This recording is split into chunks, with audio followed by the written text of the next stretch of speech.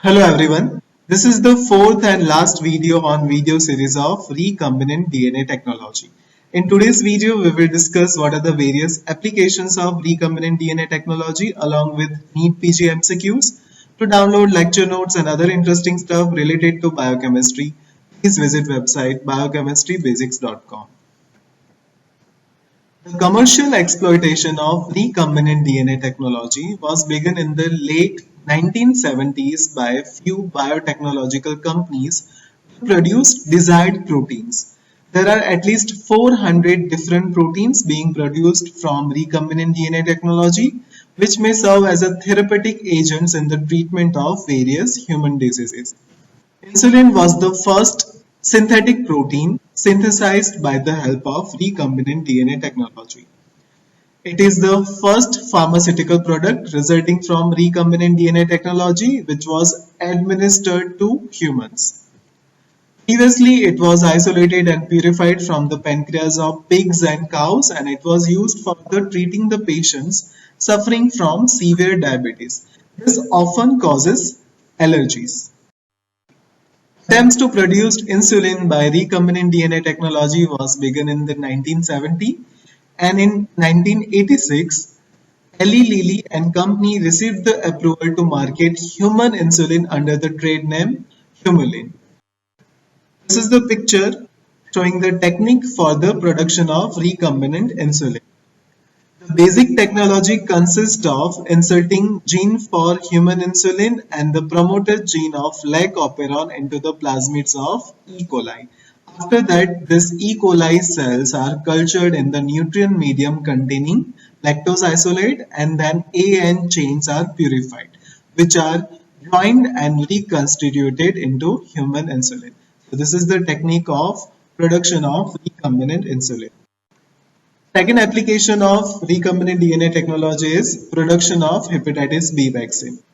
HBsAg vaccine was the first synthetic vaccine to be produced. It was marketed under the trade name of Recombivax and Angerix B. India is the fourth country in the world to develop an indigenous hepatitis vaccine. So that is the second application of hepatitis B vaccine. Third application of recombinant DNA technology is synthesis of growth hormone. Growth hormone is administered to patients whose pituitary glands generate insufficient quantities of hormone to support the normal growth and development. Before recombinant human growth hormone for therapeutic use was obtained from the pituitary glands for cadavers. This unsafe practice led to the development of Creutzfeldt-Jakob disease. Creutzfeldt-Jakob disease is the type of prion disease which is the very rapidly developing neurodegenerative disorder characterized by dementia and ultimately death. Recombinant human growth hormone eliminated this problem, and now it is used to treat the children with growth hormone deficiency like dwarfism. Fourth application of recombinant DNA technology is development of DNA vaccine. DNA molecule can induce immune response of the body. DNA vaccine contains gene encoding an antigenic protein inserted onto a plasmid and then incorporated into the cells of target animal.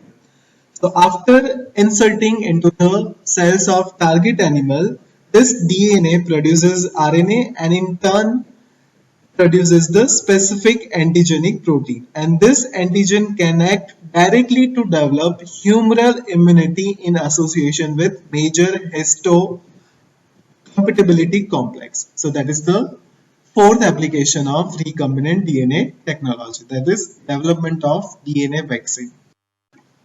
Another application of recombinant DNA technology is in the DNA fingerprinting or DNA typing. Since restriction endonuclease enzyme cut specific sequences, they can be used to make DNA fingerprints of different samples of DNA. And this DNA fingerprinting can be used to help in the solving various crimes, disputed parenthood, identifying unclaimed bodies, and various other applications in forensic medicine.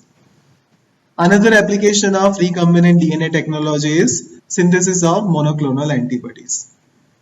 These monoclonal antibodies are used in the diagnostic test to transport drugs and toxins and in cancer therapy. Another application of recombinant DNA technology is diagnosis of HIV infection.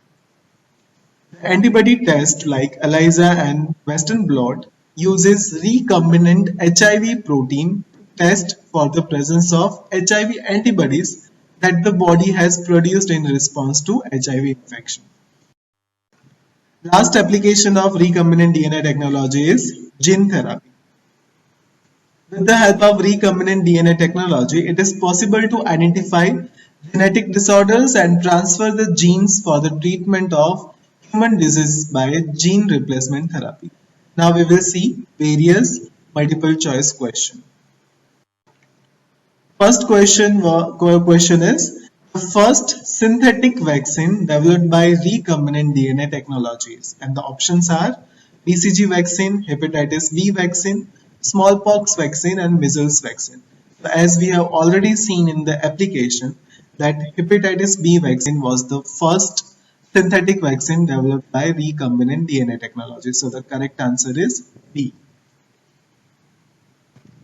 Second question is the first human protein produced by recombinant DNA technology. And the options are insulin, growth hormone, albumin, and casein. So again, we have discussed in the application part that the first human protein produced by the recombinant DNA technology is insulin. So the correct answer is A.